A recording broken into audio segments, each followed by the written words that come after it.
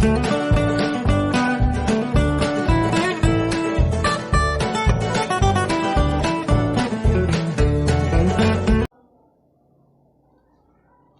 दोस्तों, मैं नितिन और स्वागत करता हूं आपके अपने YouTube channel Bisla study hub में।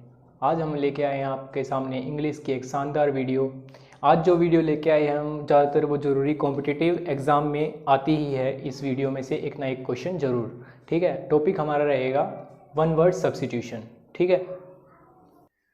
तो चलिए शुरू करते हैं। जो वन वर्ड सब्स्टिट्यूशन है ये ज़्यादातर हमारा एसएससी एग्ज़ाम में भी पूछा जाता है इंग्लिश के टॉपिक में, एमटीएस में भी आता है, ये एसएससी जीडी कांस्टेबल में भी आता है और सीजीएल में भी आता है। इसलिए जो मोस्ट इंपॉर्टेंट और एक्सपेक्टेड क्वेश्चन है वो हम आपके सामने अभी करवा रहे हैं वन वर्ड सब्स्टिट्यूशन के, ठीक है। तो पहला क्वेश्चन हमारा रहेगा equally skillful with each hand, मतलब जो आदमी, मतलब जो भी कोई व्यक्ति है वो दोनों हाथों से मतलब काम कर सकता है, और दोनों हाथों से मतलब बराबरी और अच्छी तरह काम कर सकता है, जैसे दोनों हाथों से वो लिख सकता है। तो इसको हम क्या बोलेंगे इंग्लिश में? तो पहले हम देखते हैं, नीचे से चलते हैं। तो पहला होगा एमेच्योर। तो एमेच्योर को हम क्या बोलेंगे?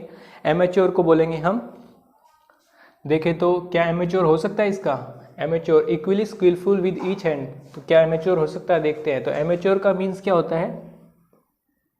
गैर पेशेवर। तो एमेच्योर का मीनिंग होता है गैर पेशेवर, मतलब प्रोफेशनल स्किल उसके पास नहीं है, लैकिंग प्रोफेशनल स्किल और एक्सपर्टीज, ठीक है। मतलब उसका अनुभव उसके पास इतना नहीं है। अगले का देखें तो हम एम्बिगस। तो एम्बिगस जो है इसका मीन्स होता है दो अर्थों वाला,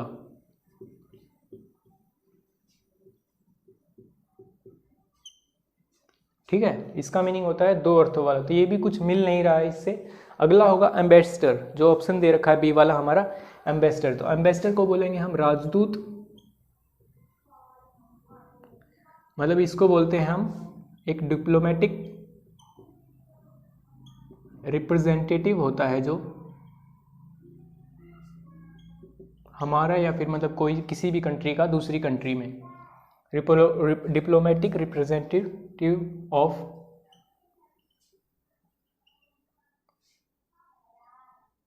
अदर कंट्री, ठीक है। एम्बीडेक्स्टर, तो ये भी अब इसका नहीं हो पाया। तो ए वाला देखते हैं हम, ए वाले को क्या होगा? हाँ, ए वाला हो सकता है एम्बीडेक्स्टर। इसका मीनिंग होता है कि जो काम दोनों हाथों से कर सकता है, कोई भी काम जो दोनों हाथों से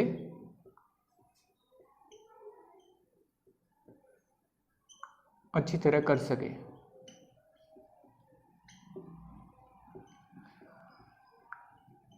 इसका मीनिंग क्या है दोनों हाथों से? तो इसका मीनिंग है हमारा कि जैसे मैं लिख रहा हूं तो मैं लिख दोनों हाथों से लिख रहा हूं, तो इसका मीनिंग होता है ambidextrous, equally skillful with each other each hand. तो इसका मीनिंग होता है एम्बीडेक्स्ट्रस। तो इसका हो जाएगा ए पार्ट।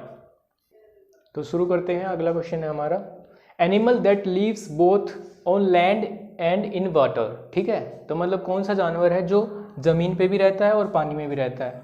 तो देखते हैं हम, ए ऑप्शन से शुरू करते हैं हम यहाँ पे। तो पहला हमारा क्या है? पहला ऑप्शन है हमारा एम्पी थिएटर। तो एम्पी थिएटर का मीन क्या होता है? एम्पी थिएटर का मीन होता है हमारे यहाँ पर कोई भी, जैसे अखाड़ा, हिंदी में बोले तो हम इसको बोलेंगे अखाड़ा या फिर रंगभूमि। तो अखाड़ा, अखाड़ा मतलब अरीना भी बोल सकते हैं इंग्लिश में हम। तो इसको अगर इंग्लिश में बोले तो ए डेजिग्नेटेड, इसको बोलेंगे हम a designated section of seat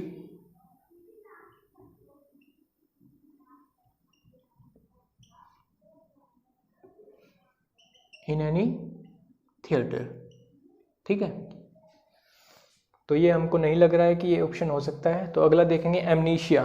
तो एमनीशिया का मतलब क्या होता है? एमनीशिया का मतलब होता है लॉस ऑफ मेमोरी, मतलब याददाश्त चले जाना।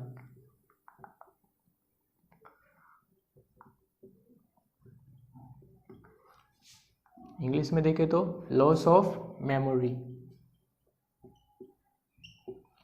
ऐसे ही हम अब ये भी नहीं लग रहा हमको कि दूसरा पार्ट हो सकता है इसका, दूसरा मतलब बी पार्ट हो सकता है, नहीं। अब तीसरा देखें तो एनल्जेसिया। तो एनल्जेसिया का मतलब होता है मतलब दर्द का एहसास नहीं होना।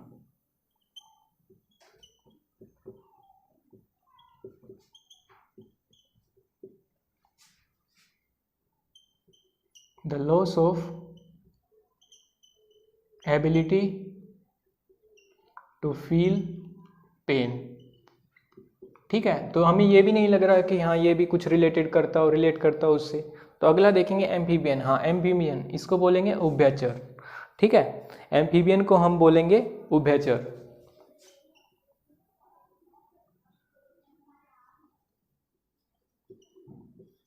उभयचर, ठीक है। तो उभयचर का मीनिंग मतलब animal that lives both on land and in water. ठीक है, जैसे हम कछुए को भी बोल सकते हैं, मतलब टर्टल को भी बोल सकते हैं इसमें। ठीक है, तो इसका हमारा कौन सा रहेगा, इसका हमारा रहेगा डी वाला।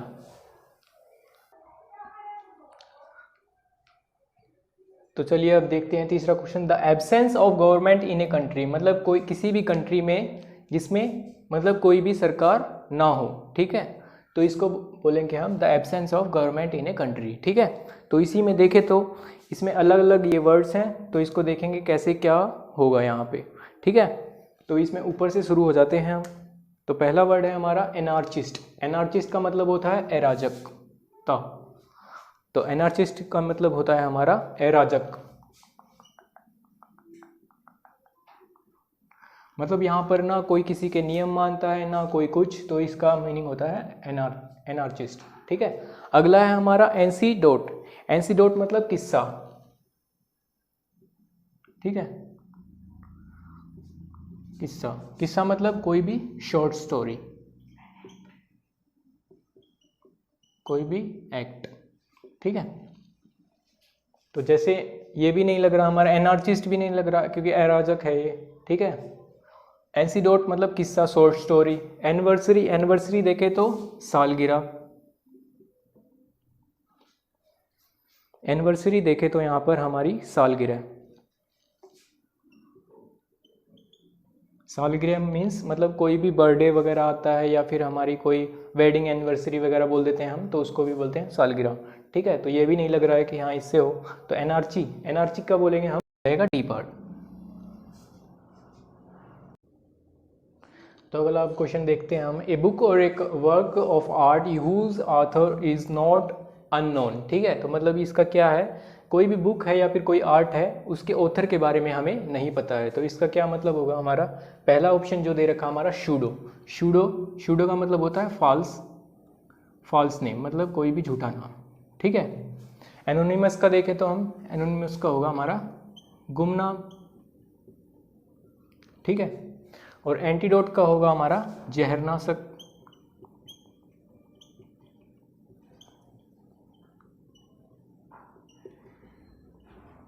Cure, poison. एनोमली का हमारा होगा असाधारण। ठीक है, अब चारों ऑप्शन में से देखें तो हम, शूडो का फॉल्स नेम मतलब कोई भी झूठा नाम, एनोनिमस का हमारा गुमनाम, एंटीडोट का हमारा होगा जहरनाशक। जहरनाशक इसका लग नहीं रहा है। एनोमली असाधारण, ये भी नहीं लग रहा है हमारा इसका। शूडो फॉल्स नेम, ये भी नहीं लग रहा है। तो इसका हमें क्या लग रहा है कि ए बुक और a work of art whose author is not known, मतलब जिसके बारे में हमें नहीं पता। तो इसका क्या हो जाएगा हमारा गुमनाम। तो अगला क्वेश्चन है, आप देखते हैं हम। The life history of a man written by himself, मतलब कोई भी जीवनी, जो कोई भी पुस्तक वगैरह है जो खुद के द्वारा लिखी जाती है, तो उसे हम इंग्लिश में क्या बोलेंगे। तो हमारा पहला हमारा होगा यहाँ पर ऑटोक्रेसी। ऑटोक्रेसी मतलब एक तंत्र। ठीक है, वहाँ पर कोई भी मतलब कोई भी वहाँ पर चुनाव वगैरह नहीं हो रहा है, वहाँ पे सिर्फ एक ही नेता है। ठीक है, मतलब एक ही राजा है, तो उसी की बात चलती है। दूसरा होगा हमारा, तो ऑटोक्रेसी मतलब एक तंत्र। ठीक है, अगला होगा हमारा ऑटोबायोग्राफी। ऑटोबायोग्राफी मतलब कोई पुस्तक या जीवनी।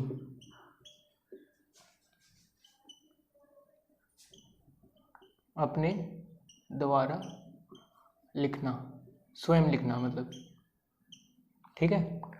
अगला होगा हमारा बायोग्राफी, मतलब कोई जीवनी किसी दूसरे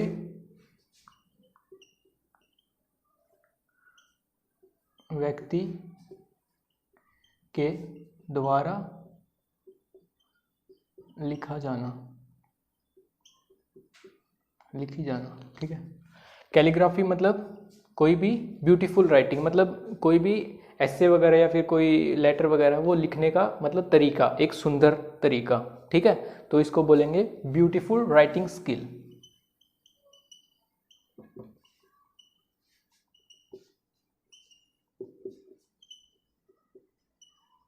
तो चारों को मैंने हिंदी में मीनिंग वो कर दिए हैं। अब देखते हैं इसमें कौन सा हो सकता है इस वाले का। तो ऑटोक्रेसी, एक तंत्र, ठीक है। तो ये कुछ लग नहीं रहा है कि बुक वगैरह होगा। कैलीग्राफी का देखें तो ब्यूटीफुल राइटिंग्स के लिए भी नहीं लग रहा है हमारा। बायोग्राफी, कोई भी जीवनी किसी दूसरे व्यक्ति के द्वारा लिखी गई, तो ये भी नहीं हो सकता। तो इसका हमारा होगा बी, कि कोई पुस्तक या जीवनी जो अपने द्वारा लिखी जाती है, ठीक है। तो इसका हमारा होगा बी पार्ट। तो चलिए अगला देखते हैं हम। A person who draw maps and charts, ठीक है, मतलब कोई भी व्यक्ति जो नक्शे बनाता है या फिर चार्ट बनाता है। तो इनमें से कौन सा होगा देखते हैं हम। ए पार्ट से हमारा कैटलॉग मतलब इसको बोलते हैं हम, कैटलॉग को बोलते हैं हम पुस्तक सूची।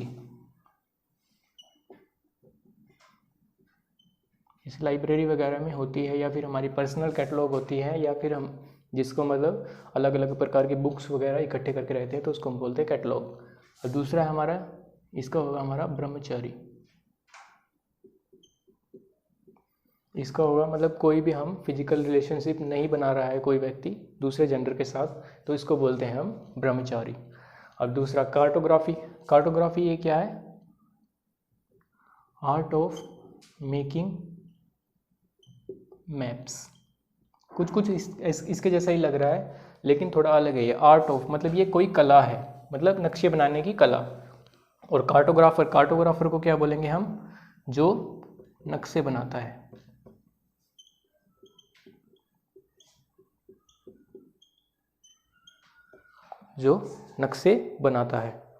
ठीक है। नक्शे बनाता है या फिर मानचित्र वगैरह भी बोल सकते हैं इसको, ठीक है। तो इसमें चारों में देखें तो कैटलॉग क्या होगा, पुस्तक सूची, ये भी हमें नहीं लग रहा है इसका। सेलिब्रेट, ब्रह्मचारी, मतलब जो भी कोई रिलेशनशिप नहीं बनाता है दूसरे जेंडर के साथ। कार्टोग्राफी, आर्ट ऑफ मतलब कोई कला है ये, मतलब आर्ट ऑफ मेकिंग मैप्स, ठीक है, मैप्स बनाने का है, लेकिन ये कोई कला है, ठीक है। कार्टोग्राफर जो नक्शे बनाता है, तो ये हमारा इसका आंसर क्या रहेगा, हमारा डी ऑप्शन, कार्टोग्राफर। तो अगला देखते हैं हम। According to sequence of time, मतलब सीक्वेंस के टाइम का कोई सीक्वेंस बता रहा है, ठीक है। तो देखिए हम, सरकम लोकेशन। अब पहला पार्ट हमारा क्या है, सरकम लोकेशन। सरकम लोकेशन का मतलब होता है कि कोई बात को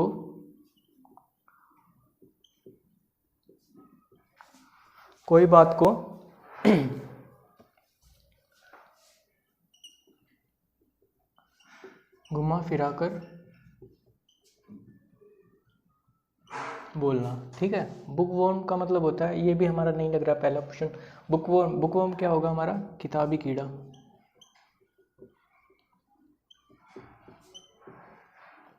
ठीक है, जो हमेशा किताबों में घुसा ही रहता है। सिमेट्री का मतलब होगा हमारे यहाँ पर, सिमेट्री का होगा हमारे यहाँ पर कब्रिस्तान।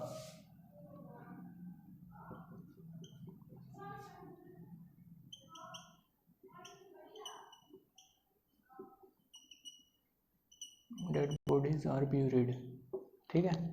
क्रोनोलॉजिकल का मतलब होता है यहाँ पर हमारा, क्रोनोलॉजिकल का हमारा यहाँ पर मतलब होता है समय के क्रमानुसार,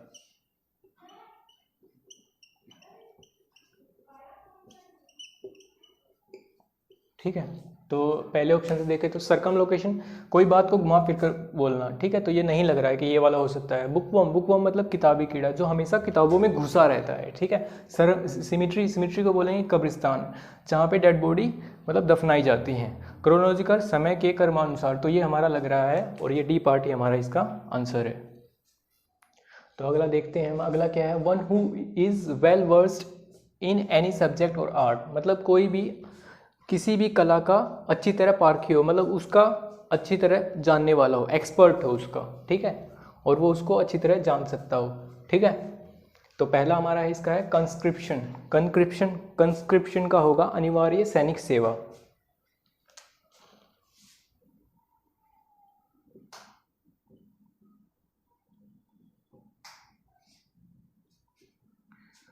तो ये बेसिकली क्या है, ये मिलिट्री सर्विस के लिए यूज़ किया जाता है ये वर्ड, ठीक है। अगला क्या है, अगला क्या है कॉन्सर्शियर, तो इसका मतलब होता है कला का पारखी।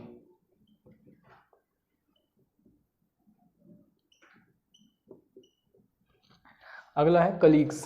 कलीग्स मतलब सहकर्मी, मतलब जो साथ में काम करते हो। और कल्यूजन का मतलब होता है हमारे यहाँ पर, हमारे कपट संधि। कपट संधि मीन्स कि मतलब कोई भी डील, कोई भी फ्रॉड डील, ठीक है। अब पहला देखें तो हम इसमें कंस्क्रिप्शन, अनिवार्य सैनिक सेवा, मिलिट्री सर्विस, नहीं लग रहा है कि पहले वाले में हो सकता है। कॉनोसियर, इसका होगा कला का पारखी, तो इस कला का पारखी, हाँ कला का पारखी हो सकता है इसका। कलीग सहकर्मी नहीं हो सकता, कल्यूजन नहीं हो सकता, तो इसका हो जाएगा हमारा ये वाला, ठीक है।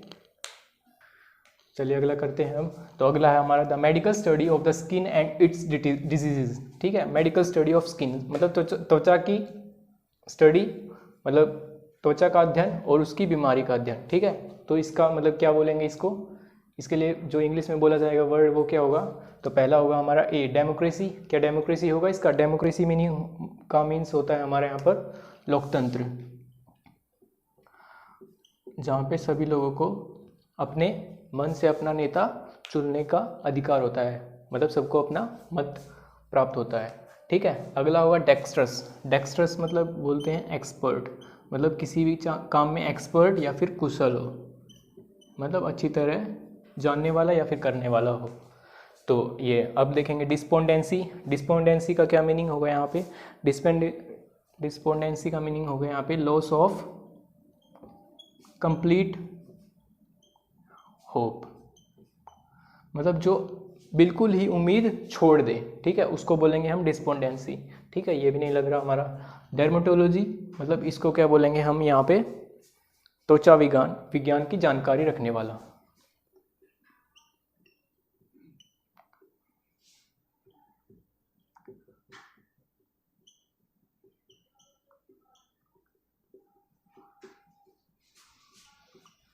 रखने वाला, ठीक है। तो चार ऑप्शन में देखें तो पहला ऑप्शन है हमारा डेमोक्रेसी, लोकतंत्र, क्या मिल रहा है, नहीं हो रहा है इससे। डेक्स्ट्रस, एक्सपर्ट या कुशल, नहीं, ये भी नहीं हो रहा हमारे। डेस्पोंडेंसी देखें तो लॉस ऑफ कंप्लीट होप, ये भी नहीं लग रहा हमारा यहाँ पे। डर्मेटोलॉजी जो त्वचा विज्ञान की जानकारी रखता है या फिर उसकी बीमारी की जानकारी रखता है, तो हाँ ये वाला ऑप्शन हो सकता है हमारा सी वाला। चलिए अब ये लास्ट क्वेश्चन होने वाला है, तो देखते हैं हम यहाँ पे। Diseasing affected many people at same place and same time, ठीक है, मतलब एक ही समय पे बहुत से लोगों में एक बीमारी फैल जाना और एक ही टाइम पे, ठीक है, और एक ही जगह पे, ठीक है। तो इसका क्या होगा हमारे यहाँ पे, तो पहला देखें तो एपिसोड। तो एपिसोड का मीनिंग होता है यहाँ पर कोई भी कड़ी या फिर कथांश, मतलब कोई सीरियल वगैरह चल रहा है तो उसके एक एपिसोड, दो एपिसोड, आपको पता ही होगा। तो अगला यहाँ पर होगा हमारा एपिडेमिक्स। एपिडेमिक होगा हमारे यहाँ पे, एपिडेमिक होगा हमारे यहाँ पे संक्रामक रोग।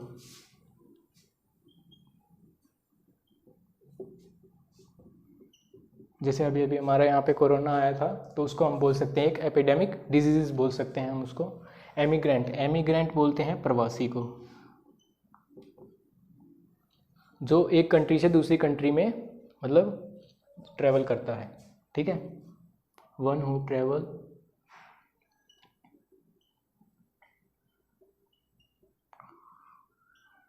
वन कंट्री टू अनदर, ठीक है। अब अगला है एपिक्योर। एपिक्योर मतलब जो खाने का शौकीन हो,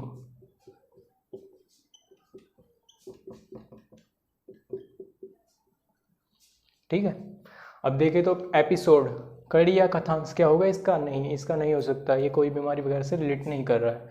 एपिडेमिक, हाँ संक्रामक रोग हो सकता है, संक्रामक रोग हो सकता है इसका, तो इसका बी पार्ट होगा। लेकिन पर सी और डी भी देख लेते हैं हम। प्रवासी मतलब जो एक कंट्री से दूसरी कंट्री में ट्रैवल कर देता है, ठीक है, कर लेता है। एपिक्योर मतलब जो खाने का शौकीन होता है, ठीक है, तो इसका रहेगा हमारा एपिडेमिक्स, ठीक है। आई होप मेरी वीडियो आपको पसंद आई होगी। जो ये वन वर्ड सब्स्टिट्यूशन करवाए हैं मैंने, ये बहुत ही इंपॉर्टेंट हैं, ठीक है, क्योंकि ये एसएससी सीजीएल में भी पूछे गए हैं 2020 में जो अभी एग्ज़ाम हुए हैं, और एसएससी एमटीएस में भी हुए हैं ये 2020 वाले, ठीक है। और ये अभी जो एसएससी जीडी कांस्टेबल में भी है, उसमें भी शायद आने की इनकी आशा है कि शायद ये आ भी जाएं, ठीक है।